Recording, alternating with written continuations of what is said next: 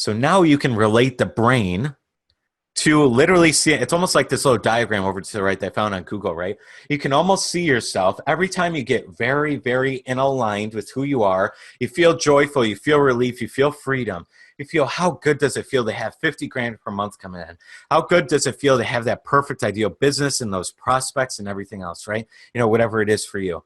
Every time you feel that, you can literally imagine in your mind these vibrational waves streaming out like a laser beam outside of your brain, going out to the universe and saying, this is what I want. And the universe instantly responds and fires it right back to you, a laser beam right back. Got it, received. It's like a little telegram. Now we're talking about the brain, your physical brain that's going on here. Pretty nifty. Whew.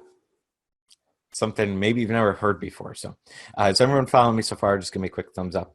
Say hell yes. Give me something so I know everyone's here. It makes sense so far. Okay, guys, a couple of hell yes, hell yes, yes, yes. Got a couple of pretty much everyone raising their hand. Most definitely awesome stuff. Yeppers, love it all.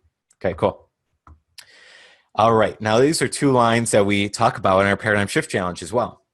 Through the ages, those are our last 2 lines. Through the ages which have passed, man has depended too much upon his physical senses and has limited his knowledge to physical things, which he could see, touch, weigh, and measure.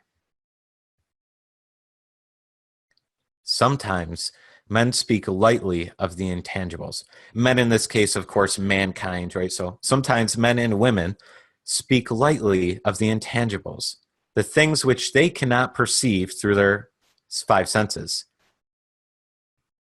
But when we hear them, the intangibles, it should remind us that all of us are controlled by forces which are unseen and intangible.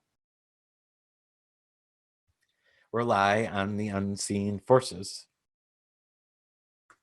Sometimes it's hard because what is Napoleon Hill talking about here? We can't perceive vibration. We can't see it. We can't hear it. Well, you can hear audio vibration, but we can't hear our thought necessarily.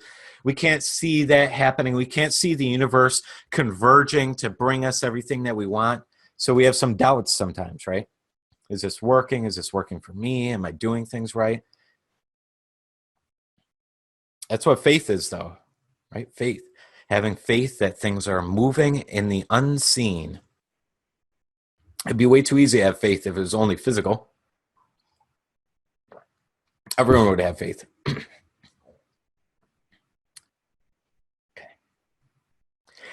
Now, again, this is a different perspective. We talk about Bob's work all the time. We talk about Abraham's work all the time. We kind of mingle those because I always believe they're 2 greatest teachers alive currently today. Okay. We have Thinking Results program that gives you all these principles, all the underlying principles throughout it, right? We talk about some other speakers. Sometimes we'll have Alan Watts. Sometimes we do talk about Wayne Dyer indirectly. Sometimes we talk about different authors and things going on. I relate Tony Robbins to show you that if you listen to Tony Robbins, you listen to Tony's work, he's talking about state, getting into emotional alignment, right? Getting into state before you do anything. And that's the only thing that matters, is getting into state first, then doing the action, then taking, what you need to do out there. As well as all the alignment of all the books that we talk about, Neville Goddard, Thomas Troward, and Napoleon Hill. So they have these different ways of saying it, but this program is meant to bring everything together in a very universal side that says, I see all these perspectives. They're all right. I resonate with the truth, and I can feel the truth every time it's coming out, right? So if we buckle all this stuff together, we now see, yeah, this must be it. Every person that's ever been successful that Napoleon Hill interviewed, you got to remember, these are presidents and leaders of countries, top guys in the industry, one of the richest men in the entire world at the time, Andrew Carnegie. The wealthiest people, not successful people, meaning they had a good job, they had a cool little business going on. The best, most successful, wealthiest, happiest people on the planet he interviewed for this book. We just have to listen.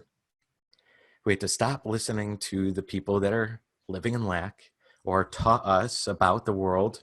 They did the best they could. We got to start feeling more. We got to start feeling and relying on these unseen forces. Last but not least here, think about a radio. Right? We believe the radio works. Same thing, we turn to a frequency. And if you're not on the right frequency, you can't get that music. You wouldn't sit there banging at the radio getting frustrated and angry and depressed if you had an AM frequency on and you were trying to get classic rock on FM radio.